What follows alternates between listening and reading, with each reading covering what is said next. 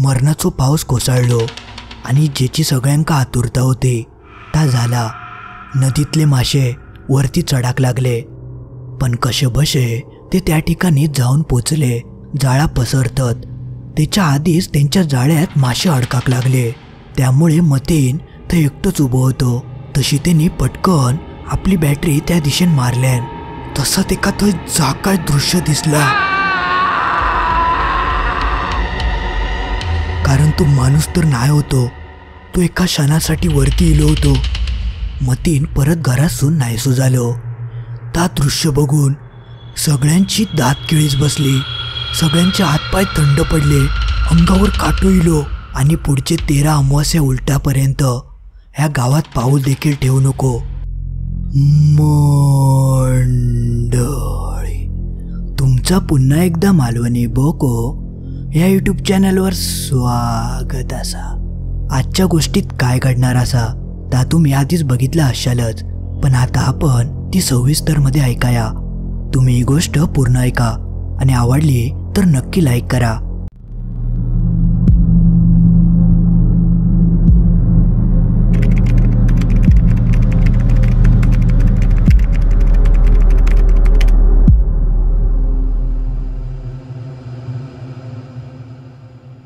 तर ही गोष्ट असा 3 मित्रांची, सुमित, शशांक आणि मतीन। हे तिघेजण खूप चांगले मित्र होते। अगदी लहानपणापासून ते एकमेकांक ओळखायचे, एकत्र खेळायचे आणि आता ते बऱ्यापैकी मोठे झाले होते। पण त्या काही दिवसात त्यांच्यासोबत एक भयंकर प्रकार घडलो। ते दिवस होते नुकत्याच सुरू झालेल्या पावसाचे। पावसान त्यांच्या गावात हजेरी लावलेली होती आणि पहिल्या दिवशी संपूर्ण गाजगडगडीन गावकऱ्यांचा त्यांनी स्वागत देखील केलेला होता आणि गावकरी सुद्धा ह्या दिवसाची वाट बघत होते आणि त्यांच्यासोबत हे 3 मित्र सुद्धा। कारण जेव्हा पहिलो पाऊस पडता तेव्हा पहिल्या पावसातले चढणीचे मासे हे वरती चढतात आणि ह्या चढणीच्या माशांका पकडूसाठी बरीच गावची लोक जातात। आणि अगदी तसाच ह्या 3 मित्रांनी ठरवलेला होता की ह्या वर्षी सुद्धा आपण चढणीचे मासे पकडूक जायचा। तेव्हा त्यांच्या गावात एक मोठं व्हाळ होतो आणि तो वरच्या डोंगरावरसून वाहवत यायचो आणि एका नदीक जाऊन मिळायचो। जेव्हा पहिल्या पावसाक सुरुवात व्हायची तसा त्या व्हाळाक मरणाचं पाणी यायचा आणि त्या नदीतले मासे त्या व्हाळासून वरती चढायचे आणि तेच मासे पकडूसाठी गावकरी त्या व्हाळावर यायचे। पण त्या व्हाळाचा मुख्य टोक होता तो एकदम डोंगरावर होता आणि तो भाग गावापासून बरोच लांब होतो आणि थंय सहसा कोण जायत नाही होता आणि जर कोण गेलोच तर तो दिवसाचं जायचो, रात्री थंय कोण फिरकत नाही होता। पण गावची लोक असं म्हणायचे की जेव्हा चढणीचे मासे चढतात ते सरळ पहिले टोकाक जाऊन मिळतात जैसून त्या व्हाळाची सुरुवात होता आणि त्या ठिकाणी ते मासे अंडी घालतात।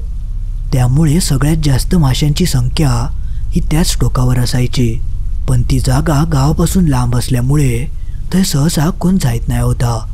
पण या 3 मित्रांनी मात्र थंय जावचा ठरवल्याने आणि त्यांनी थंय जावची वेळ मात्र चुकीची निवडल्याने ते रात्रीचे थंय जाणार होते आणि ता तेंका पुढे इतक्या महागात पडात याची त्यांनी कल्पना सुद्धा करूक नाही होती। पहिल्या पावसाक सुरुवात झाली, मरणाचो पाऊस कोसळलो आणि जेची सगळ्यांका आतुरता होती ता झाला। नदीतले मासे वरती चढाक लागले आणि बघता बघता गावात सगळी चर्चा सुरू झाली की व्हाळात मासे चढाक लागले आणि तुमच्यापैकी जर कोण चढणीचे मासे पकडूक गेलो असात तर तेका माहिती असावा की चढणीचे मासे हे रात्रीचेच मोठ्या प्रमाणात चढतात, म्हणून बरीचशी लोक रात्रीच्या वेळेक चढणीचे मासे पकडूक जातात, कारण रात्रीच्या वेळेक मोठ्या प्रमाणात मासे गावतात आणि रात्री मासे एकदम शांत असतात, त्यांच्यात अजिबात चपळाई नसता, त्यामुळे ते मासे पकडणं एकदम सोपे जाता। म्हणून ह्या 3 मित्रांनी ठरवल्याने की आपण ह्यावेळेक रात्रीचा त्या व्हाळाच्या पहिल्या टोकावर जाऊया ज्या ठिकाणी कोण गेला नाही, म्हणजे आपल्याक ते मरणाचे मासे गावतील। मग त्यांका जा काय सामान लागणार होता जसा की बॅटरी, जाळा, पिशवी, दांडे असा बराचसा सामान त्यांनी घेतल्याने आणि त्यांनी घराकडे असं सांगितल्याने की ते गावाजवळच्याच वाळावर जाणार असत. त्यामुळे घरातल्यांनी सुद्धा त्यांका काही थांबवूक नाही, कारण चढणीचे मासे पकडूक बरीचशी लोक जायची. त्यामुळे ते तशी काही भीती नाही होती. जसा जसा काळिया पडाक लागला तसे 3 जण आपलं सगळं सामान घेऊन त्या वाळ्याच्या दिशेने जाऊक लागले.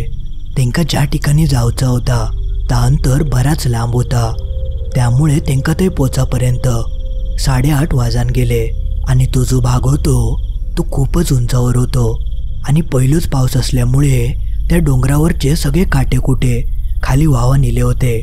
त्यामुळे त्यांका त्या सगळ्या बघून वरती जाऊपर्यंत बरंच उशीर झालो. पण कसे बसे ते त्या ठिकाणी जाऊन पोचले आणि अर्थातच तर त्यांच्या तिघांव्यतिरिक्त कोणच नाही होता. त्यांका आधीच उशीर झाल्यामुळे त्यांनी लगेचच मासे पकडूक सुरुवात केल्याने सुमित आणि शशांक हे 2 जण पाण्यात उतरले होते आणि त्या दोघांनी जाळ्याची 2 टोका पकडलेली होती आणि मतीन काठावर उभं होतो. पण जसे शशांक आणि सुमित जाळा पसरतात त्याच्या आधीच त्यांच्या जाळ्यात मासे अडकाक लागले. आणि त्या सगळं दृश्य बघून त्यांका मरणाचो आनंद झालो आणि आश्चर्याचो धक्को सुद्धा बसलो. कारण एवढ्या जलद त्यांनी याआधी मासे पकडूकत नाही होते आणि मासे सुद्धा छोटे मोठे नाही होते, चांगले बऱ्यापैकी मोठे मासे त्यांका गावत होते. तसे ते 2 जण पटापट गावलेले मासे काढत होते आणि वरती उभे असलेल्या मतीनकडे फेकत होते आणि मतीन पटापट ते मासे आपल्या हातातल्या पिशवीत भरत होतो. त्या तिघांनी स्वप्नात सुद्धा विचार करूक नाही होतो एवढे त्यांका जलद आणि मोठमोठे मासे गावतील. त्या पटापट गावणाऱ्या माशांका बघून ह्या तिघांचे पाय काय जमनीक लागत नाही होते आणि ते असावं म्हणत होते की इतकी वर्षा आम्ही उगाच जग मारत खाली मासे पकडत राहिलो, वरती येतो तर आमका चोळच गावणार होता. त्यांनी जेवढं विचार केलेलो होतो त्याच्या कित्येक पटीन त्यांका मासे गावले होते आणि ते पण अवघ्या 1 तासाभरातच. ते आपले पटापट मासे पिशवीत भरत होते. पण काही वेळान मासे गावाचा थांबला. अक्षरशः 1 मासो त्यांच्या जाळ्यात काय लागत नाही होतो. तसं सुमित म्हणालो, मासे संपले वाटता. त्यावर शशांक बोललो, अरे मासे कसे संपतील, आपण एक काम करूया, आपण जरा अजून पुढे जाऊया, कदाचित माशांका समाधला असतला, आपण जागा बदलून बघूया. म्हणून शशांक आणि सुमित तैसून जरा अजून पुढे गेले. मतीन मात्र त्याच काठावर उभं होतो. त्याच्याकडे छोटी बॅटरी होती, कारण मोठी बॅटरी त्या दोघांनी नेलेली होती. आणि ते एका म्हणाले होते की तू हयच थांब, आम्ही पुढे मासे गावतात काय बघून येतो. त्यामुळे मतीन ते एकटंच उभं होतो. त्या दोघांका थैसून पुढे जाऊन 2-3 मिनिटं झाली होती. तेवढ्यात मतीनका पाण्यात कसली तरी हालचाल जाणवली. तशी त्यांनी पटकन आपली बॅटरी त्या दिशेने मारल्यान तसा तेका थंय जाकाय दृश्य दिसला. त्या दृश्य बघून त्याच्या पायाखालची जमीनच सरकली. ता काय होता, तो कोण होतो ता तेका नाही माहिती, पण त्यांनी पाण्यात जाकाय त्याचा भयंकर रूप बघितल्यान त्या रूप बघून तो मोठ्यान ओरडलो. कारण तो माणूस तर नाही होतो, तो एका क्षणासाठी वरती इलो होतो आणि अचानकच पाण्यात नाहीसो झालो. मतीनचं ओरडण्याचा आवाज ऐकान सुमित आणि शशांक लांबसूनच एका हाक मारूक लागले, अरे मतीन काय झाला, कशा ओरडलं. पण मतीन काय बोलायच्या अवस्थेतच नाही होतो. तो फक्त एकच वाक्य बोलत होतो, वरती येवा, पाण्यात थांबा नको, वरती येवा. तो प्रचंड घाबरलो होतो आणि तिची ती अवस्था बघून शशांक आणि सुमित पळत पळत वरती इले आणि तेका विचारूक लागले, अरे काय झाला. पण तो काय बोलायच्या मनस्थितीत नाही होतो. त्यांनी घाबरत घाबरत एकच वाक्य सांगितल्यान की पाण्यात कोणतरी असा आणि त्या जाकाया त्या खूप भयंकर आ. पण त्याचं त्या वाक्य ऐकान शशांक आणि सुमितका वाटला की एका भास वगैरे झालो असत किंवा एखादो मासो बिसो यांनी बघितल्या नसात. म्हणून त्यांनी त्यावेळेक त्याच्याकडे फारसो काही लक्ष देऊक नाही. पण मतीन मात्र चांगलोच घाबरलो होतो. तो अक्षरशः कापरी काढत काढत म्हणत होतो की चला ऐसून, अय थांबा नको. त्यांनी आतापर्यंत खूपच मासे पकडलेले होते आणि आता त्यांका मासे गावत नाही होते. म्हणून मग त्यांनी थैसून जाऊचाच ठरवल्याने म्हणून ते 3 जण थैसून खाली उतराक लागले. तेव्हा पकडलेल्या माशांची पिशवी मतीनच्याच हातात होती. जेवढं त्यांका चढताना वेळ लागलो होतो त्याच्यापेक्षा कमी वेळातच ते खाली उतारले होते. सुमित आणि शशांक भलतेच खुश झाले होते, कारण त्यांका मरणाचे मासे गावले होते. पण मतीनची अवस्था मात्र त्यांच्या उलट होती. तो मरणाचो घाबरलो होतो आणि तेका लवकरात लवकर थैसून आपल्या घराकडे पोचायचा होता. पण जेव्हा ते तिघजण आपल्या घराकडे येऊन पोचले तेव्हा त्यांका चांगलो धक्को बसलो. कारण जेव्हा ते घराकडे पोचले तेव्हा त्यांनी माशाची पिशवी बघितल्यानी तर त्या पिशवीत जेमतेम 7-8च मासे उरले होते. आणि असा होणं तर शक्यच नाही होता. त्यांनी जवळजवळ 30-35 मासे पकडलेले होते आणि त्याच्यातले आता 7-8च बाकी उरले होते. मग इतके मासे गेले खय? तसे सुमित आणि शशांक मतीनवर चांगलेच चिडले, कारण ती माशाची पिशवी मतीनच्याच हातात होती.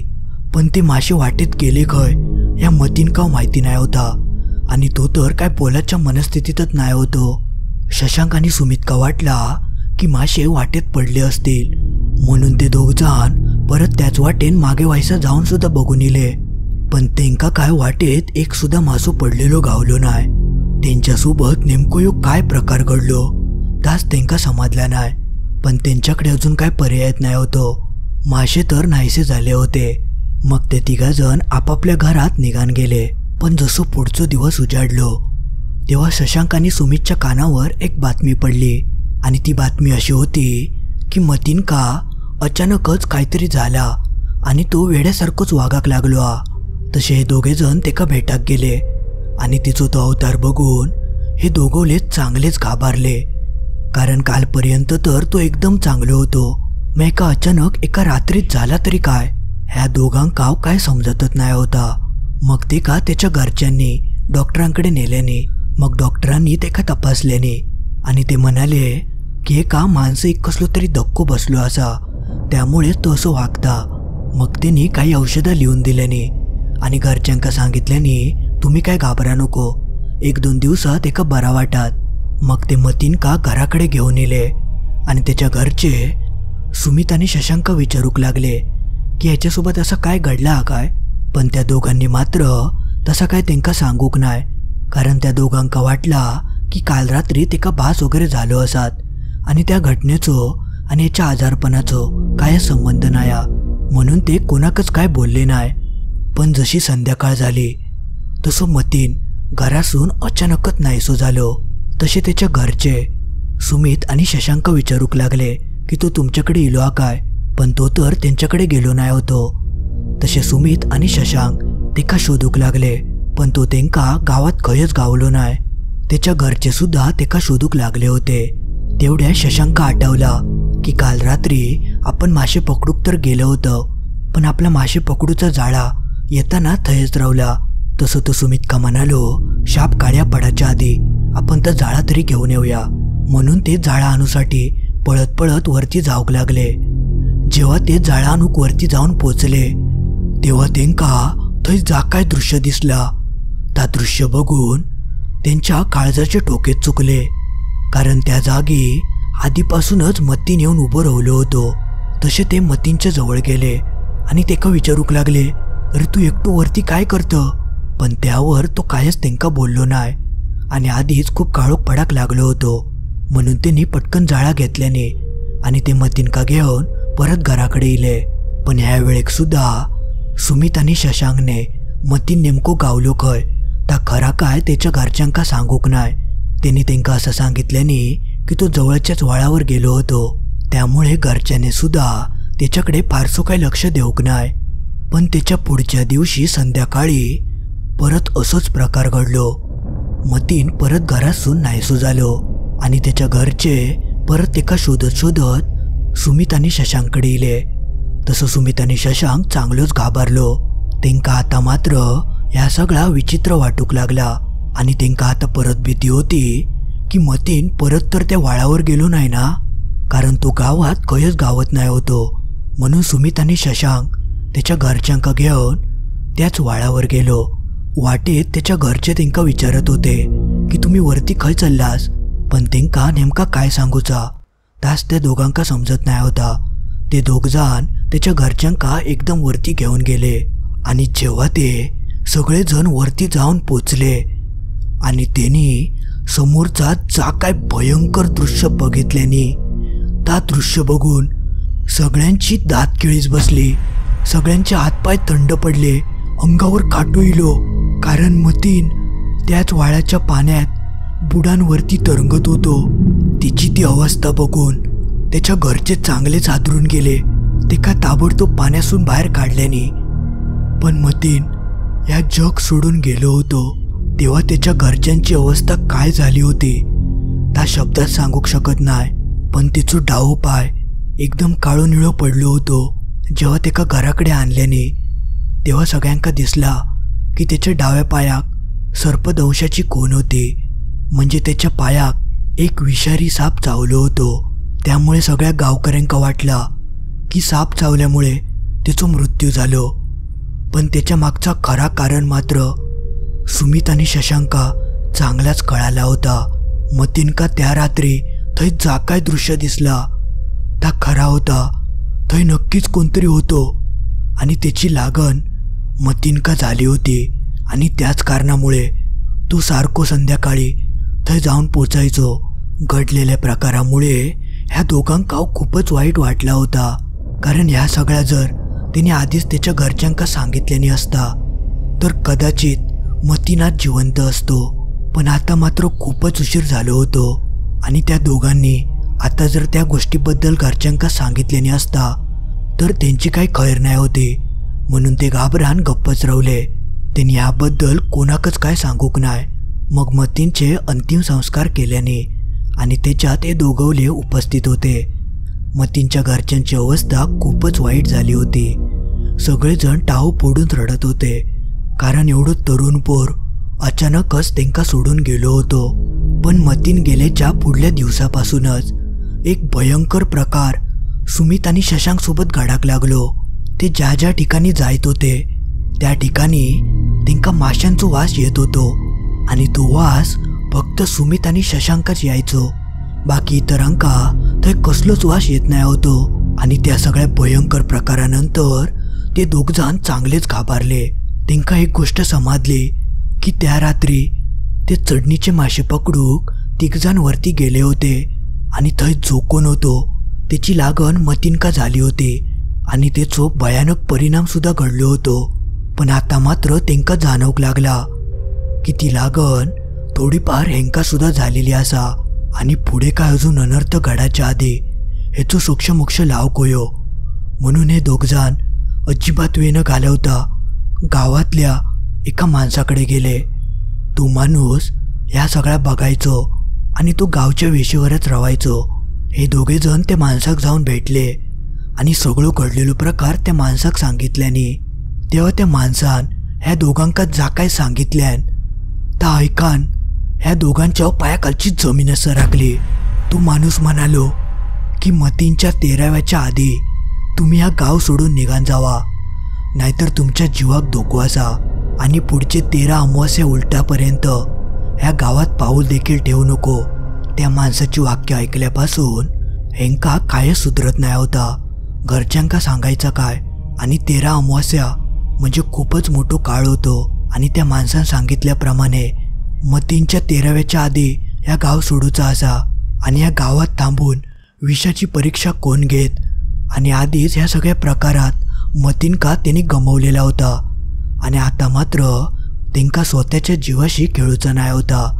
म्हणून मग त्या दोघांनी आपल्या घरात सांगितल्याने की त्यांका शहरात एक काम गावला असा. आणि त्या कामासाठीच ते वर्षभर शहरात थांबतले असा काहीसा कारण सांगून ते शहरात निघान गेले. आणि जवळजवळ 13 अमावास्या उलटासर ते परत काय गावात इले नाही. आणि जेव्हा ह्यो काळ संपलो तेव्हा ते गावात परत इले. पण त्यानंतर त्यांच्यासोबत तसो प्रकार काय परत घडलो नाही. पण त्या दोघांच्या एक गोष्ट मात्र त्यांच्या मनाक लागली होती. आणि ती म्हणजे त्या दिवशी जर मतींच्या घरच्यांका तो सगळं प्रकार सांगितल्याने असतो तर कदाचित आज मतीन त्यांच्यासोबत असतो. त्या दिवशी मतीनका नेमका काय लागला आणि तो कोण होतो ह्या काय त्या दोघांका समजला नाही. पण थंय जा काय होता ता खूपच जालिम होता या मात्र नक्की. मित्रांनो, जाता जाता मी तुमका एकच सांगतोय, ह्या गोष्टीसून एक चांगलो बोध घेण्यासारखो आसा आणि तो म्हणजे तुम्ही जर चडणीचे मासे पकडूक रात्रीचे जायत असाल तर खुशाल जावा, पण जाताना जरा पायाखाली वगैरे बघून जावा, सांभाळून जावा. कारण जसे रात्रीचे चडणीचे मासे वरती चढतात तसे सरपटणारे विषारी प्राणी देखील बाहेर पडतात आणि ती जागा वाईट असात किंवा नसात, पण सरपटणाऱ्या प्राण्यांची मात्र ही भीती सगळीकडेच असता. त्यामुळे तुम्ही जय खंय जाशाल थंय सोयीन जावा आणि एकट्यान चुकान सुद्धा जाऊ नको. आपल्यासोबत नेहमी कोणाक तरी घेऊन जावा. मंडळी, आज पुरता एवढाच. तुमका ही गोष्ट कशी वाटली त्या कमेंटमध्ये नक्की कळवा आणि तुमका जरी गोष्ट आवडली असात तर नक्की लाईक करा आणि आपल्या मित्रमैत्रिणींका ही व्हिडिओ शेअर करा आणि सगळ्यांका सावध करा. आणि अजून तुम्ही हा चॅनल सबस्क्राईब करूक नशाल तर लगेच सबस्क्राईब करून टाका आणि बाजूची घंटा असा ती दाबूक विसरा नको. देवाची घंटा आती. चला तर मग लवकरच भेटाया असोच एक आगळो वेगळो आणि भयानक अनुभव घेऊन रविवारी ठीक रात्री 10:30 वाजता.